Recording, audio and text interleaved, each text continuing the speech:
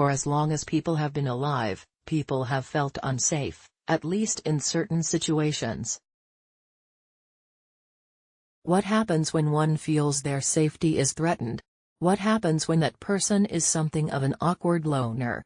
That makes for a dangerous combination, and that's precisely what is being explored in The Art of Self-Defense, which recently debuted at South by Southwest. Uncomfortable is the operative word for this one. But not just cringy for the sake of it. This movie has something to say and uses cringy, grim humor to deliver its message. The Art of Self-Defense centers on Casey, Jesse Eisenberg, and is largely set in the world of karate. Casey is a socially awkward man who doesn't really have any friends and navigates his day-to-day life without ruffling any feathers. Despite this, one fateful night he is brutally attacked on the street, for seemingly no reason. After seeking out options for personal protection, he enlists in a local dojo, led by a charismatic sensei, Alessandro Nivola, in an effort to learn how to defend himself. As Casey progresses through his training, he learns everything in this dojo isn't as it seems. It's a difficult movie to talk about without giving much away because it goes in unexpected directions. What I can say coming out of the South by Southwest screening is that there is a jarring brutality to it, mixed with subtle humor that is exceedingly dark, if not pitch black at times.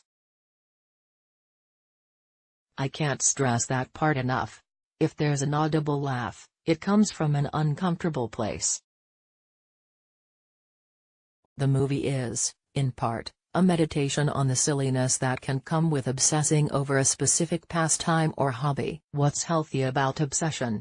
What's unhealthy about it? This movie constantly makes the viewer question where it's going to go. It keeps you on your toes.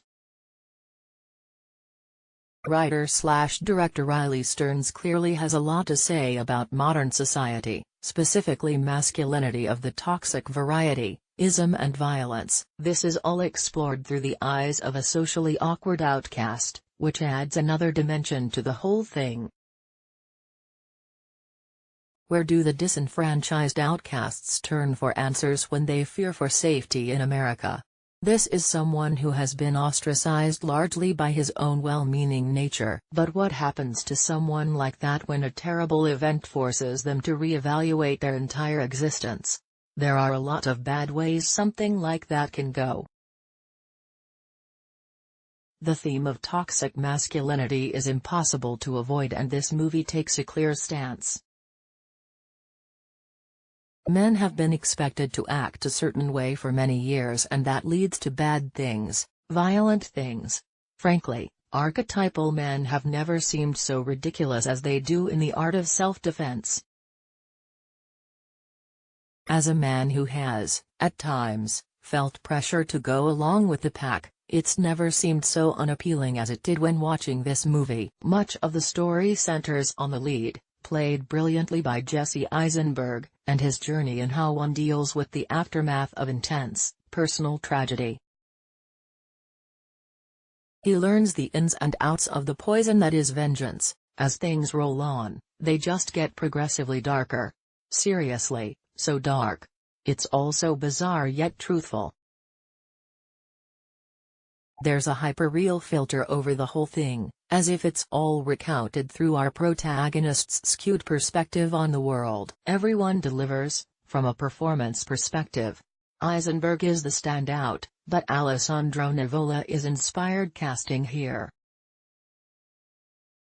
Imogen Poots, who is never not wonderful, is used somewhat sparsely, but perfectly when called upon. At its heart, this is a fish-out-of-water tale, just coated in an uncomfortable, cringeworthy glaze. It's a strange little movie with a big point to make. Shockingly violent and very weird at times. Perhaps not for the casual moviegoer, but for those who aren't put off by something outside the box, and something that is uncomfortably thought-provoking, this is worth a go. The Art of Self-Defense arrives from Bleecker Street on June 21. Topics: